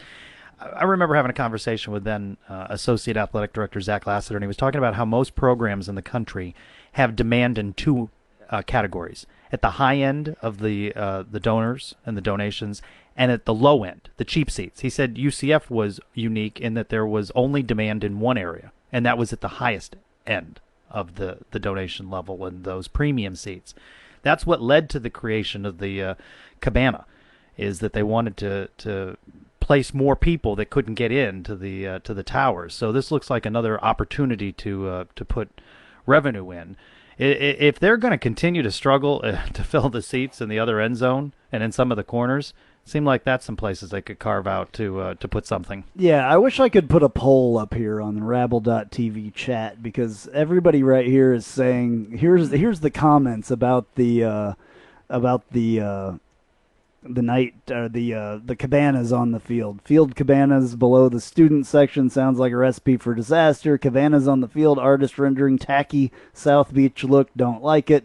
Someone is going to get crushed in the end zone. I guess you guys can all see this, but I wanted to, expand the Roth Tower, somebody said. I guess they can all see that, but I wanted to... That's a much more expensive proposition, though, is to expand the tower. I appreciate you people, commenting and stuff like that and having a conversation with us, so I wanted to, say that we see those comments and all that stuff. I applaud them for looking for ways to increase revenue. That's fine. I wouldn't want to sit there on the field at that point, and I'm hoping that they'll do it in the best and safest way possible. I'm sure that will be given every consideration. But it was just funny. It was on a poster, and it was on a table, and there wasn't anybody staffing it.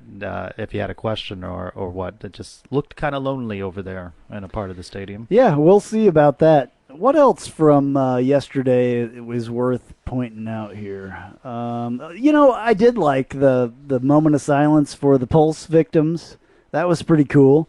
And I did like that they had all the community people. Buddy Dyer was there, the mayor of Orlando, and also the mayor of Orange County, which is really weird to me. What's her name? Teresa Jacobs. She was there. Police chief, sheriff, law enforcement, all those guys were there. That was cool. Counselors from UCF. Yes. Did you see? This was interesting to me, and some of the people that I was with were kind of shocked. Did you see the paramilitary officers walking around with their M16s and stuff outside and inside the stadium yesterday? I did not notice them. Yes, there were at least 4 of them that I saw. Yeah, no, I never walking noticed around inside the stadium and outside the stadium, full on not riot gear, but full on military Sign of the looking times, black gear, and their M16s hanging on them. And I went up to every one of them and said, "Thank you, by the way, for having our backs, just in case something like that, something crazy happens." So I appreciate that they did that. I think a couple people were shocked by it, though. I don't mind, because I've been all over Europe and around the world, and that's commonplace there. Not really commonplace in the United States. You walk into any airport, though, in any other part of the world, and you're going to see guys with machine guns there to protect, everything. But it's not quite as, normal here. So I think that was a bit shocking, but I really, really appreciate it. Night Sweat said they also had troops or policemen on the Roth Tower roof. So maybe snipers or something. Well, and they should have sniped a referee. Oh my goodness! But anyway, wouldn't that be good to see? No, that would be fun stuff. Stop that! A line judge. That clear bag policy went into effect, and when I went in, and I wanted to go in early to see the various festivities. They didn't check anything else, though. There was no wanding. Right. There was no checking the pockets. Like when I go to Orlando City games, they run that wand over you and everything. They make you empty your check your pockets and all that. They didn't do any of that. Yeah, the point of the clear bag policy is so they can look, but I don't think that the people that they had there doing that, the CSI staff or whoever they are, crowd services or whoever they are really trained to do a lot of that stuff, but you're supposed to just be able to look and see what somebody has in the bag. In fact, good. It'll be good to talk to somebody else for a while. All right. No offense, Andrew. Call from. Yeah. It's Chris again. Press 1 to send a voicemail. It's all good, Chris. Welcome to calling again. What's up? Hey guys, I didn't want to call back more than a couple times, but we were talking about clear bag policy, and I was like, wow. I just wanted to bring something up that happened in college football yesterday. We're talking about great things. I believe it was, oh my God, Nebraska. Nebraska lost their punter over just maybe 3-4 weeks ago in a car accident, and they did something really cool. They got on the field with only 10 guys and took with their punter obviously not there, and took the game delay penalty, and the opponent declined the penalty. And I thought that was something really cool that, that was cool. You can find in college football and in college sports, but you don't really see stuff like that happen in the pros, because it's all about money. So I thought that was really cool. I also wanted to mention the fact, I know you guys don't want to talk about realignment or anything like that, but UCF, after the first week, they dropped their ranking from 101 to 73 on ESPN's FBI rating. So they are now ranked higher than 5 of the remaining opponents. Okay, so explain that a little bit to us. Explain that to our listeners what that means, what that ranking system is.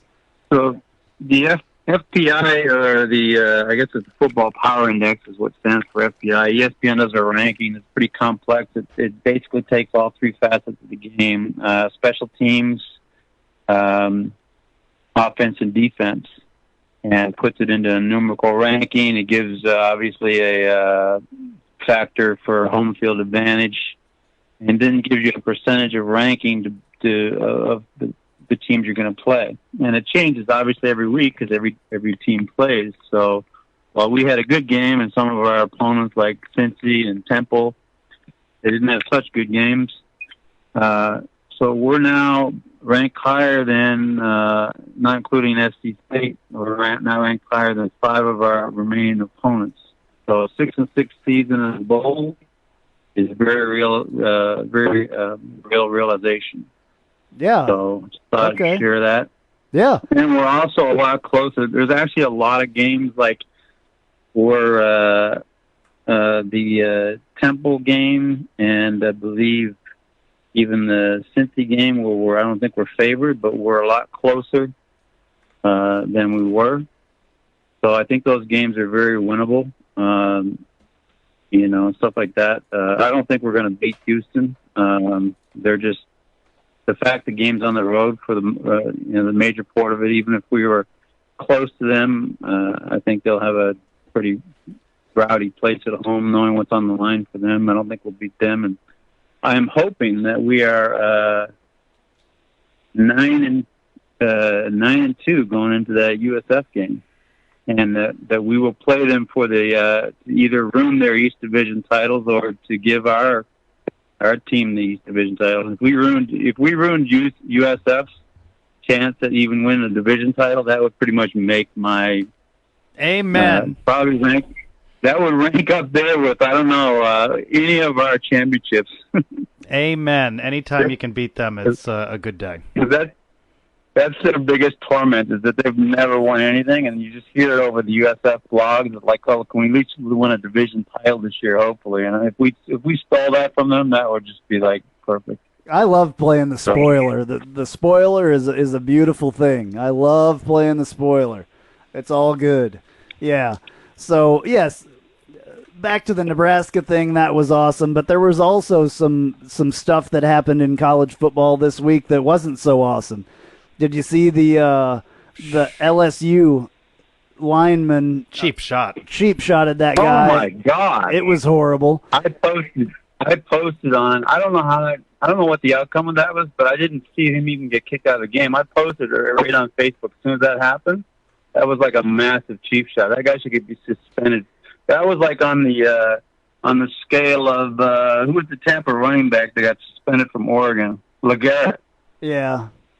And that was on that scale. I mean, it was just blatant. The guy just took a run at him after the play. It was like well over. Yeah, and he just flattened him, and I think that he was able to continue. But anyway, it obviously, I've taken hits like that before, and it's not pleasant.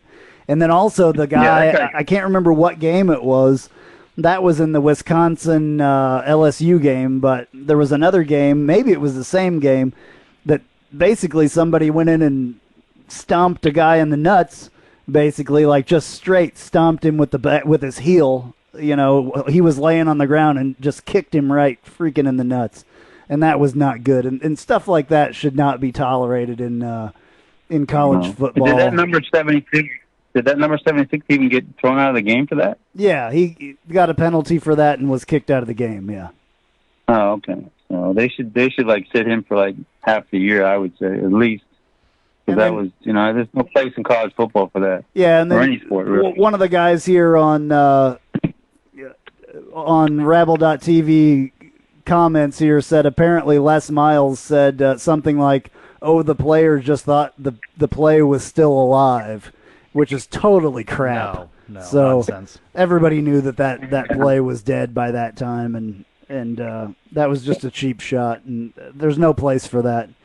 I mean, already they're trying to make football not football anymore by all the new rules in the NFL and college football with the whole targeting thing and everything else. So to have some players do stupid stuff like this just makes that worse and gives the people that want to make the game not the game anymore even more ammunition. So I don't appreciate it. Oh, yeah. If they make it any worse, we're going to flag football and nobody's going to watch. Yeah. It's going to be horrible. All right. Anyway, I just wanted to call back in on that. It's all good, man. Nobody else is calling. You can call as many times as you want. It's all good. I was hoping. Our chances for a 500 season and a bowl I say should be our minimum expectation. If we progress as an offense and a defense, looking how the other teams are playing. I will say, though, that ECU is looking very strong. But they're not a contender for the Big 12 anymore. Look at you talking Big 12. They're not a contender for the Big 12. Look at that, Andrew, on the Big 12. Our team hasn't talked about it one time. We're not going to talk about it. By October 17th, which is, I'm sure, a date you guys know well, that we'll be 6-1, and we'll do whatever we can, hopefully, to pack the house to show our best. But I still think we're the fifth. We're probably the fifth pick in a 2 to 4 team race. So unless BYU and Houston get vetoed, I think we just need to play for AAC championships and worry about that down the road. Absolutely. I'm with you on that one. We just need to worry about where we're at, and if it happens, it happens. If it doesn't, it doesn't. We'll move on and just take the TCU route. They just won so much they had to let them in. Yeah. All right, Chris. Thank you very much. We really appreciate it. All right, guys. Take care. Take it easy. What was Scott Frost saying? Did Scott Frost have something to say? Yeah. Scott Frost. This is what Scott Frost says about the Big 12. His comment on the Big 12. Our team hasn't talked about it one time. We're not going to talk about it. Yeah, so and Scott Frost said it. There you go. Right there. All right. Trace, take it away from us. All right, taking a look at what is coming up for your Knights Planner women's soccer home against FIU Thursday, September 8th. First kick at the UCF Soccer Complex is at 7. Back on the road then at Florida Gulf Coast Sunday, September 11 at 1 o'clock. Volleyball's back home. A successful weekend. We'll talk about that in a moment. They're back at the venue Friday, September 9. 11 a.m. start against Florida Atlantic. LSU's the nightcap. That's a pretty big match for volleyball. 7 o'clock during day 1 of the UCF Classic. UCF then faces Seattle University, 2 o'clock Sunday, September 11th. Men's golfs, they tee off Saturday, September 10th in Zionsville, Indiana, and the Wolf Run Intercollegiate. Men's soccer remains on the road at Mercer Sunday, September 11th at 7 p.m. And, of course, reminding folks that Andrew will be manning the station, taking your calls and comments live following the game at Michigan. I will be going up to Ann Arbor for the game, and I know a lot of Knights fans will be. Have several friends going up as well. So I will dial into you to discuss it after. Yeah, I hope more people call. That could be a very interesting show if no one calls my post-game show. I'm sure people will want to talk about that, though. There will be a lot to talk about after the Michigan game, so yeah. Well, it's the only place you have an opportunity to call in. All right. As if, though, on cue. Yes, I've been waiting for this call. Brandon Helwig, how are you doing? Hey, what's up, guys? Hey. Thank you very much for calling and kind of rescuing us at this point because no one was calling except Chris. We appreciate Chris, but nobody else. Yeah, he called twice. That's Actually, awesome. He called twice. I was listening to the first hour. Went and did a couple things for 10, 15 minutes. I missed your text, and I came back to listen to the last couple minutes. Chris so thinks every third caller gets a prize, so he just keeps calling in. Exactly. I appreciate Go ahead. Yeah, I'm enjoying the format. I like it when it's live. I like when, fans can call up and kind of talk about, the game and stuff. I really like that. It'll be interesting to see. It'll be fun to do it next week to see, the post that Michigan game to kind of see how that rolls, to kind of have, I don't know if it hasn't been a staple at UCF, but, a lot of other schools, always have that, post-game kind of call-in show, fans talk about the game. UCF hasn't really had that. Well, they do now. They do now. Because that's my point. That'll certainly be fun to see. Yeah, that's exactly my point. Thank you very much for those kind words. That is exactly my point of wanting to do that, and a couple people have actually asked for it. So I think that it's going to be cool, and I really want to do it after home games as well. I'm trying to figure out a way to do that. It's a little bit more technically difficult because I want to actually be there and watch the games with everybody else. And if for some reason I was to leave in the third quarter and run home and make sure I was here to do it, it wouldn't be nearly as fun, So I'm going to try to do it from the parking lot maybe. I just have to have a little bit more money for technology and all that stuff. But, Brandon, what did you think of the game? What did you think of the whole environment, the new stuff that you've been covering for a long time at UCF, all this new stuff this week? What did you think about it? I don't think you want to go 4 hours. I know you've been almost 2 hours. There was so much to take in. It was just kind of surreal to see all the changes and everything. We know about the football teams are obviously different, but you look at stadium changes, the video board, the new traditions, the uniforms, things they upgraded around the concourse. Just new players to see, new coaches, new system. It was kind of a blur. I haven't had an opportunity to. I hope to tonight at some point. I don't know if I'll get there to rewatch the actual game because I was field level taking pictures, and you don't have the full view of everything sometimes, and to go back and kind of watch some things. I was mostly encouraged by the on-field product. It's about what I expected for a first game. You're going to have some jitters early on. I feel a lot better that we saw that second half out of Justin Holman because, it was kind of funny. I heard Chris Carter, that's his name, right? Chris, I know he was kind of critical of Holman in that first half, but it was good to see that he was able to put some drives together. But it was funny as you kind of walk around the field and stuff, people were, calling for Nick Patty. There was chants, we want Patty, we want Patty. So, some things never change. The backup quarterback is oftentimes the most popular player on the football team.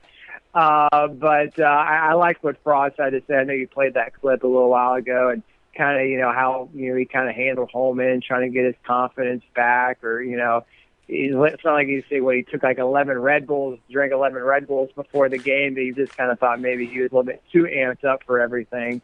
But it was great to see Shaquem and Shaquille Griffin just flying across the field. And I know you kind of touched on it earlier. Just what an inspiration seeing Shaquem just, like I said, using his body, just flying all over the place. I mean, that's kind of what we were hearing about camp. We couldn't see practices, but, you ask players and coaches, how the guys look at it. We were hearing a lot about Shaquem Griffin. So that was amazing to see out there. And we had a little bit of hype about true freshman D lineman Tristan Hill. He's only 17 years old, and he was a force. He's a big guy. Absolutely. For 17. Big load out there. I think the first series of the game, first couple series, he was making his presence felt out there. He's going to be a star. That was great to see. It's still hard. I know someone on the message board kind of put up a poll, what is this game? Is it about what you expected? Are you more confident in how the season will go, less confident? I don't know if anything's really changed for me. This is kind of what I expected. It's hard to know in a first game. A lot of teams, they always say you improve the most from your first to your second game. And I know that's going to be hard to do because of who the second game opponent is.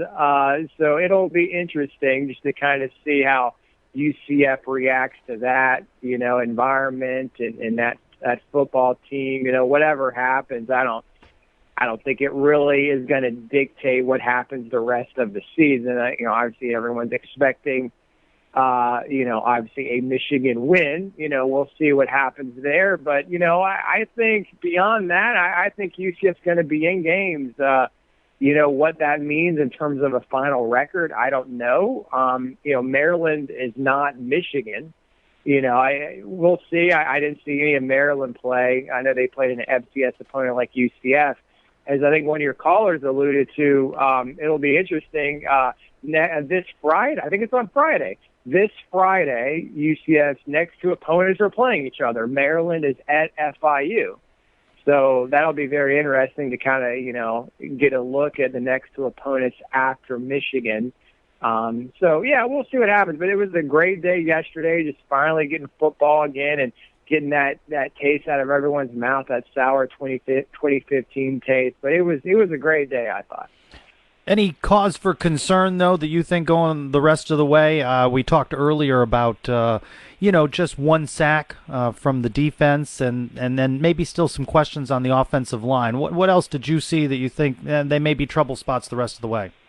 Yeah, I don't know if that sack number really jumps out at me. They were getting rid of the ball really, really quickly. South Carolina State, their quarterback was making quick decisions on where to go with it. There wasn't a ton of time back there for him to be sacked.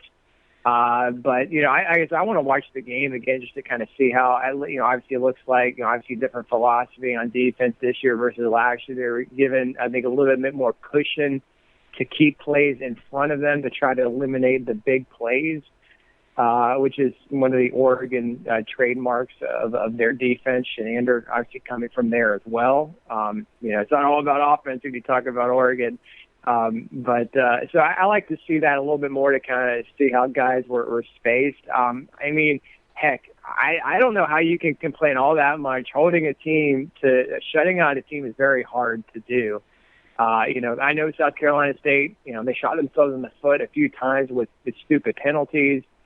But any shutout in college football these days is a big deal.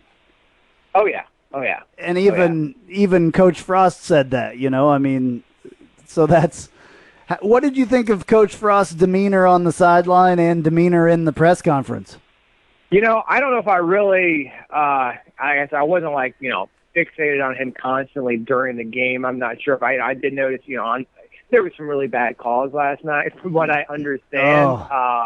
This was a rookie crew. This was a first game, first year crew, kind of a tryout basis.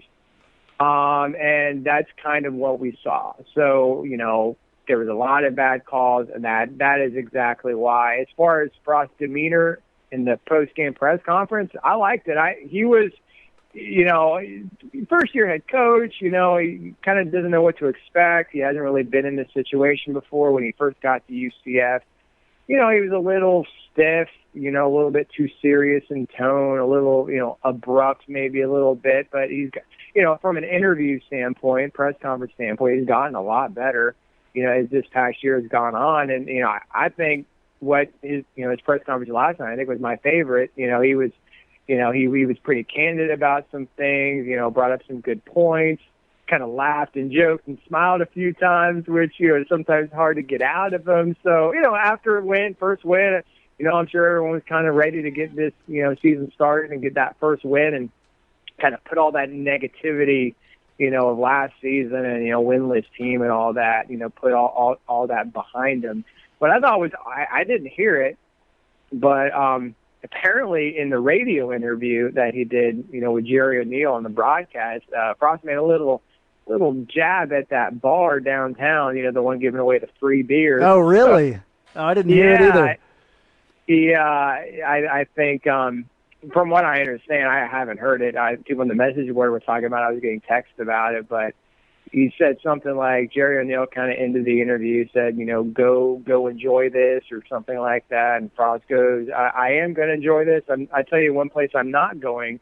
I'm not going to the basement. Oh, wow. And I don't know. I'd like to hear it. I don't know if we'll ever that's great.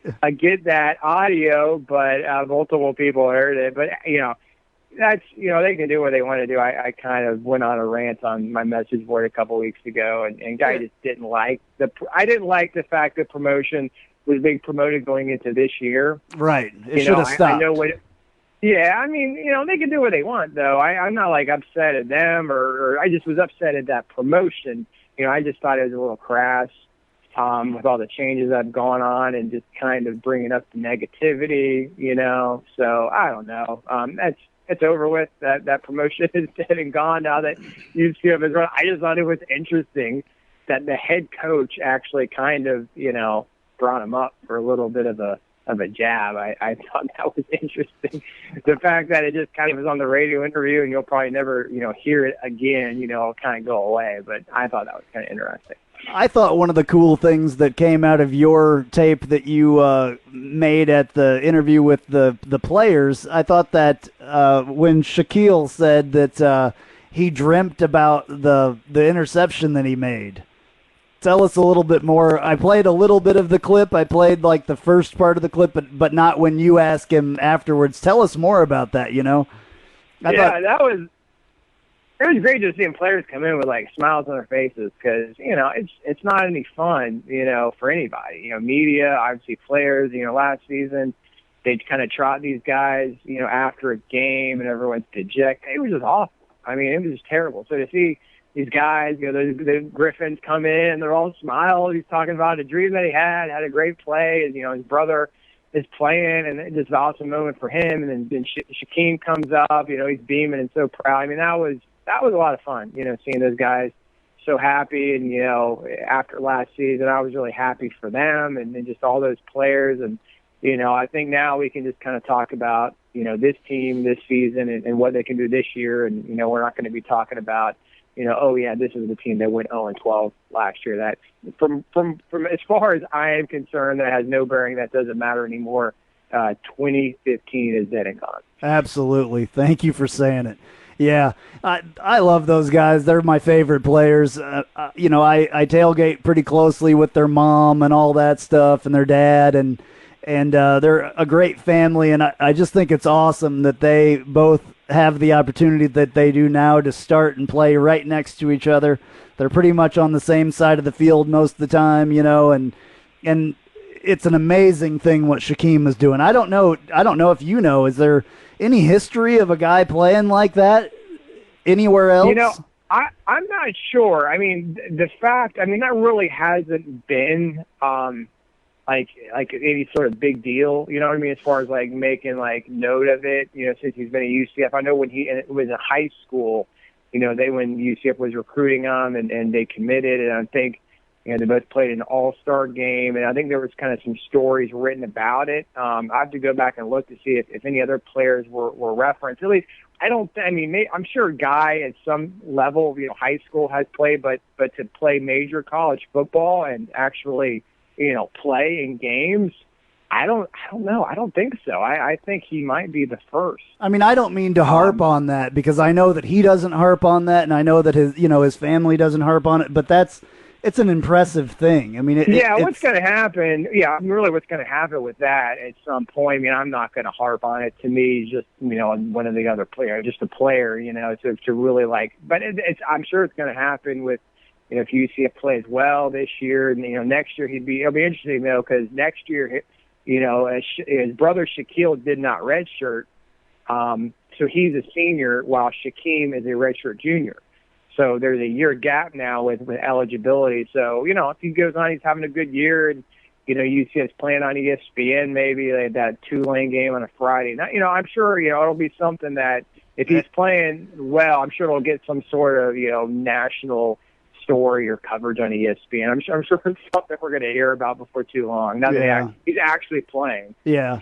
I'm sure not that he wants to be. I know that he's the kind of guy that does not want to be special because of that, but he's special.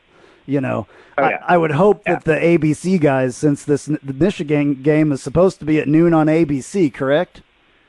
Yeah, we noon just on found that ABC. out this morning. Yeah. Yeah, I would hope that maybe they pick up on that because of the way that some of the major network, not ESPN, but ABC works some storylines in a little bit more. Oh yeah, I believe. you're right. So, Actually, that's a good point. It probably might happen as soon as this weekend because that's what they do. They got there's more resources when you have a ABC national broadcast game as opposed to it's like an ESPN News game or obviously ESPN3. So you'll have a sideline reporter. You'll have in-game breaks where the sideline reporter kind of comes in. There's a lot more going on in one of those. But you're right, and I'm sure a lot of the focus will be on Jim Harbaugh and what they've been up to, but they're gonna they try to kind of give equal play to both sides, and that'll probably will be one of the feel good stories that they probably talk about UCF. So what do you think's going to happen in that game? Where do you think? I mean, is it? Oh geez, going to be I know. Oh geez, for me, I mean, it's really tough. You just hope that it's not a blowout. Puts up a better fight than Hawaii did. I don't think Hawaii is very good, and I know people are going to say that about UCF. There was some chatter, I think, with another caller you had earlier, and just based on UCF's record last year. And, I mean, it is what it is. You can go back and forth on this. I know their record was 0-12, so UCF wasn't an 0-12 team, but I think we all know that UCF had better talent than an 0-12 team. So I would tend to think, I would hope to think that UCF has a better team and better talent than Hawaii does. I don't know if anyone outside of UCF fans would necessarily believe that if you just look at records. But yeah, you just want to be in the game and just kind of have a respectable showing. It's going to be on national TV. I mean, Michigan's very good. Their ranking, I'm sure, is going to, I guess, the rankings that come out today because there's still games tonight and tomorrow, but a couple of teams losing in the top 5, I'm sure they're going to go way up. I don't know if you call them a dark horse, but maybe. I mean, for a national championship contender, I mean, I figured they were one already, but, dark. So, you just want to be in the game. It's hard to know. I mean, UCF first game, nothing was, first half offense was kind of struggling. You were still playing an FCS team. We still really don't know how good UCF is this year, and I'm kind of in that boat where I think you'd like to hopefully get in that range of 6 wins. If you win 5, maybe you still go to a bowl game. With the way that the APR rules are, if there's still spots available, that it's possible. But you never know. I mean, the offense could get going. This defense. I mean, you never know. I don't know if there's some, looking at and it's like I said, hard to take much out of one game when you look at Temple, losing to Army and just looking at up and down the conference. I mean, that Houston game, that's going to be really tough. But, maybe there's some games in there that you might have thought would have been more difficult, maybe aren't as difficult as you would have thought they were. So we'll see. I think we'll have a better idea after this first month and kind of see where UCF is. You want to go a minimum of 2-2. I mean, absolute minimum. You got to beat FIU or Maryland, preferably. It'd be great if you won both and we're 3-1. You'd be in a great spot. But we'll see. I don't know. I'm talking a lot because I really don't have an answer for you. It's all good. It's all good. Yeah, we won't know until the game's going and it's over, to be honest with you. But I have a feeling that they're going to play up to the competition a little bit. I have a feeling that sometimes teams, especially UCF, in my opinion, sometimes plays down to the competition and up to the competition. So I would hope to see them play up to the competition and maybe pull some different things out of the hat. I know for a fact that Scott Frost has a bunch of stuff in his back pocket that he didn't show us in this first game. And I know it can go a lot faster than that and, all that. So it'd be nice to see him put up a performance like they did a couple of years ago at Ohio State, where they hung with him for a while and, lost by just 2 touchdowns and put on a respectable showing. So that would be a great performance. Back to last year, and that Stanford game wasn't that bad, and they were in it. I mean, and for at least a half, and if Holman hadn't gotten hurt, I don't think that was not an embarrassment by any means. So, as long as they could kind of keep it respectable, we'll see. I have no idea. I'm sure going to be asked all week, hey, what do you think about UCF and Michigan? What do you think doing game? I have no idea. I have no clue at all. Well, hopefully you'll have a chance to maybe join us next week and talk to us about it. Yeah, we'll see how it goes. I really can't tell you yes or no because I'll be up there. And be it's all good. I'm just messing with you. Yeah. I'm not putting you on the spot. I'm just messing with you. I definitely will try if it's possible. But, I'm flying out. I got a flight out that Saturday night. So, I'll be going from the game to the airport and all that stuff. I don't know when you're on it. I don't know if it'll work out. Oh, yeah, you'll be up there, right? Oh, yeah. I'll be up there. So, yeah. So it's directly following the game, so you probably won't have a chance, but it's all good. Thank you very much for calling tonight, though, man. I love talking to you. I love that you... Yeah, I enjoyed it. As always, I love this live format, like I said, getting people to kind of interact and call in. It's a lot of fun, and so I hope you kind of continue that this season with the live format or whatever you guys do. You guys have been doing a great job. Well, thank you for your support. We really, really appreciate it, man. I could not do this without you. I guarantee it. All right, well, guys, thanks. Thanks for having me, and I will talk to you, I'm sure, if not next week, then one of these upcoming weeks after that. All right, man. Safe travels, and go Knights. All right, guys. Thanks. Take it easy. Shout out to Richard Stone on Facebook, who researched the conferences that Houston has been in. Oh, good. Which includes Missouri Valley, Southwest. They were in the Southwest Conference. Before going to Conference USA, now the American. So they started back out in the Missouri Valley Conference. Before we run out of time, Knights in the NFL. Brashad Perryman, we posted about him on Facebook. So if you haven't liked us on Facebook, please do. Two catches. We're live on Facebook right now. Are we back? We're back live? Yeah, we've been on there. 2 catches for 25 yards in the Ravens win over the Saints. Just much more important than those stats, which are just 2 catches, right, is that it was Perriman's first NFL game. That he's out there, period. It's about time. Yeah. He'd missed the rookie season with knee injuries. Congrats to defensive end Jacoby Glenn. He made the Bears' 53-man roster. Those are the good highlights for your Knights in the NFL. Cut time, say it ain't so, Josh. That's Josh Sitton, no longer with Green Bay. That's crazy. No worries, though. He's going to land somewhere. My friend John tells me that he had a conversation today with the Bears. So he'll land somewhere. Another cut, former Knight Demetrius Anderson, let go by Green Bay. Not a lot of love for the Knights up in Green Bay. They get rid of 2 Knights. Oh, Demetrius Anderson got cut too. He was cut too. I kind of, in a way, expected that, but that's very, very unfortunate. He was very happy. I'm friends with him on Facebook, and he was loving that whole deal. And Yeah, that's a bummer. So, did you do like our news and notes section yet? I did. Did you ever talk? I did. Did you? You already did it. No, Okay. we haven't. No, we haven't done them yet. You didn't. Okay. No. Did we get to do this live? Yeah. And not 27 takes with pronunciation? We might as well because we're about to wrap this up. Hey guys, I definitely appreciate every single one of you There's so guys much and interaction gals. here. Facebook and Rabble, and people are commenting everywhere. So I really appreciate. I got to get this out. Chris, our man in Canada, has reminded me that Marlon Mack from USF got hurt in the game. Their running back that is pretty much their entire team as far as I'm concerned. And, supposedly one of the best running backs in all of college football from what they tell us, from what USF says, got hurt and had to leave the game and did not re-enter the game. So don't want to see anybody get hurt. No. Yeah. But if you did want to see somebody hurt, you would probably want a USF cow to get hurt. Yeah. Yeah. I mean, I don't want to see anybody get hurt. No, I don't either. If I don't he's not either. able to play, that's... Yeah. And Stetson 1883 says Chris Martin got cut too. But Chris Martin is an NFL journeyman at this point. He's been a couple and he's been all over the place, and Yeah. I bet that he will be back someplace too. So news and notes, volleyball takes 2 of 3 matches on the road over top 50 programs. They won the Saluki Invitational in Carbondale, Illinois. Jordan Pingle was named tourney MVP. the women's soccer trailed at Oklahoma State 2-0 in the 83rd minute before rallying with 2 goals to force overtime. UCF would get a penalty kick in overtime to win 3-2. Good for them. Hurricane Hermine. Is that how you pronounce? I didn't look up the name whatever. of that hurricane. I was out of town for most of it. Hermine? Whatever. Forced cancellation of the men's soccer match at Charlotte. The Knights scheduled a Sunday match at South Carolina. They threw that together pretty quickly. Didn't turn out well, though. South Carolina goals in the 61st and 65th doomed the Knights. Matthias Pizzolo was the lone goal for UCF. The Knights are now 0-2. I got to give a shout-out to UCF.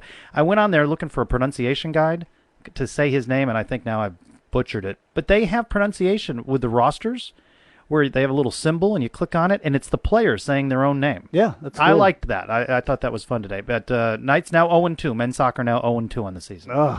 Cross country goes west, far west, and captures the Big Wave Invitational at Honolulu. That had to have been beautiful running there. And that's got to be an experience for those student athletes, Absolutely. too.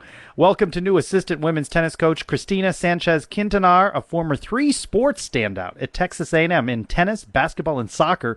She's been playing professional tennis the past couple of years. Welcome to her. All right, and here we go, guys. You guys don't get to hear how these news and notes normally go because I always get stuck with a name that I can't pronounce. This is easy. Kalman Boyd. Kalman Boyd is coming to men's tennis, transferring from the University of Southern California. Boyd was the nation's top top men's tennis recruit a year ago. See, this is crazy the way that this works. This is where normally we have to do a retake. Over and over and over sometimes. It's ridiculous. We start laughing in the middle of them and all this other stuff. But, that's pretty big. He was the top men's tennis recruit a year ago, and he's transferring in Southern California From Southern... Yeah. I mean, that's pretty good right there. From USC. Baseball names Drew Roberts, Director of Baseball Operations. Robert comes to the Knights from St. Andrews University. I like the name of the place, St. Andrews. St. Andrews? Yes. Andrew? Yes. I'm sorry, I should have written that one for you. Yeah. Men's basketball is hosting an open tryout on Wednesday, September 7th at 6 p.m. in the men's practice facility. You got any eligibility there? Nah, I'm not good at basketball. So you had no eligibility for, what was it, track and field last week? And you got nothing now? I've used my NCAA eligibility. But anyway. All right. So Michigan's next. Prediction. By the way, kudos to you. You were pretty spot on with the prediction. I think you had like 42-3. I asked that on Twitter, honestly, because I couldn't remember. Somebody was like, oh, did you just want to pat yourself on the back? And I replied, of course, always I want to pat myself on the back. But I could not remember. No, you were pretty close on it. What do you think? Did we cover? Do we with the spread, did we I think stay so, within yeah. 34.5? Yeah. I mean, I think so. I think it was a great victory. No, I mean for this one. Do you think we stay within the 34.5? This one. I don't know about that. 34. They're saying sort of 5 touchdowns there. Yeah. I hope that we can cover that. I really hope so. I don't know. I'm going to say, go ahead and give me a score. I'm going to do something like 42-10. I think we're better than Hawaii. I think we score a little bit more than Hawaii. I think we're defensively better than Hawaii, so I don't think they get to 66 or 63. So a tighter spread, and if I were betting, and I won't, I'd take the points. Yeah. I'm going to say probably 38-14, something like that. That'd be a little bit more respectable, certainly. So 38-14. So I'll be there. Boy, it didn't start out as a streak, but this will be the 20th straight year I've gone on a different road trip. So this year it takes me to Ann Arbor. Awesome. And I'll call you. That's awesome. I wish that I could go there and do that kind of stuff, but you are lucky that you get to travel with your work, and it sometimes leads you to this one works out all right. Yeah. That's awesome. All right. We will, I will, and Trace will as well if I get all the technical stuff going on with the phones and stuff like that for next week. But next week at 3:30, 3:15, whenever the game ends is when I will be right here on Rabble.tv for Knightline post game. And I need everybody to call that can possibly call and make this thing a really good deal. If it all works out, we will do it for at least all the road games. And hopefully we can figure it out how to do it for home games, because I think it would be really cool to have a post-game call-in show while you're driving home from the game. Plug your phone into the Bluetooth or whatever and listen to it in your car, and you can call and talk to us about the game when it's fresh and all that stuff. So that's going to do it for us for today. Thank you, everyone that has called. Thank you, Chris, for calling multiple times. And Brandon for calling, and Jessica, hopefully, and our guy from California. Thank you, everybody, for calling and commenting. And sorry I didn't really get to comment and stuff on Facebook, but I had all this other junk going on. So anyway, thank you very much for joining us. I'm Andrew Phegley. I'm Trace Trylko. Go Knights! Charge on.